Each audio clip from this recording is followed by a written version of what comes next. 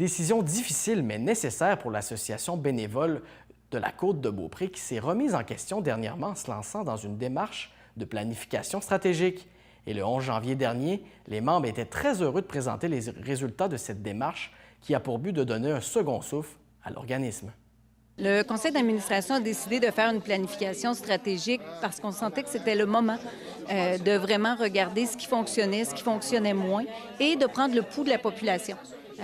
L'association veut vraiment aider les gens de la Côte-de-Beaupré, les gens de tout le territoire. Donc, on se devait de vraiment prendre un recul pour vérifier comme il faut tout ce qu'on devait faire de mieux, ne plus faire ce qu'il fallait améliorer, dans le fond, dans notre offre de service. Justement, ça a été beaucoup de travail, là. Parlez-moi un petit peu des grandes lignes de cette démarche-là. La démarche, ça a été beaucoup de travail. On a eu une bénévole d'expertise, là, Mme Louise Talbot, qui est vraiment une bénévole qui nous a aidés énormément. Il ne faudrait pas compter le nombre d'heures qu'elle a mis. Donc, on a essayé de prendre le pouls de tout le territoire. On a rencontré les municipalités, on a rencontré les maires, on s'est déplacés, on est allé partout. On voulait voir, dans le fond, comment l'association était perçue, qu'est-ce que les gens connaissaient de l'association. Alors oui, il y a eu beaucoup d'heures de travail pour Marie-Ève et Mme Talbot qui, ensuite, apportaient ça en réunion.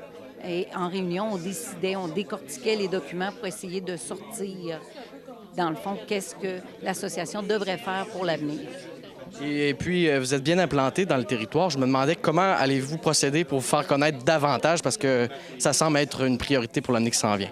Bien, effectivement, à travers la démarche, on s'est rendu compte qu'on était peu connus sur le territoire, peu reconnus aussi pour les services qu'on donne. Les gens étaient utilisateurs de services sans savoir qu'ils utilisaient les services de l'association bénévole. Donc, ce qui est prévu dans les prochains mois, c'est sûr, on veut s'implanter sur le web, on veut que les gens puissent trouver nos services sur Internet. On a créé notre page Facebook, un nouveau dépliant promotionnel qui va être distribué à grande échelle sur tout le territoire de la Côte-de-Beaupré pour que les gens justement prennent connaissance de ce qu'on fait, prennent connaissance aussi là, de nos besoins de bénévoles et il y a aussi un lot de moyens qui seront déployés là, dans les prochains mois. Là. Il suffira d'ouvrir les journaux puis d'être à l'affût là, des nouvelles qu'on va essayer de diffuser dans les prochains mois. Il faut dire que vous êtes essentiel pour les personnes que vous aidez aussi.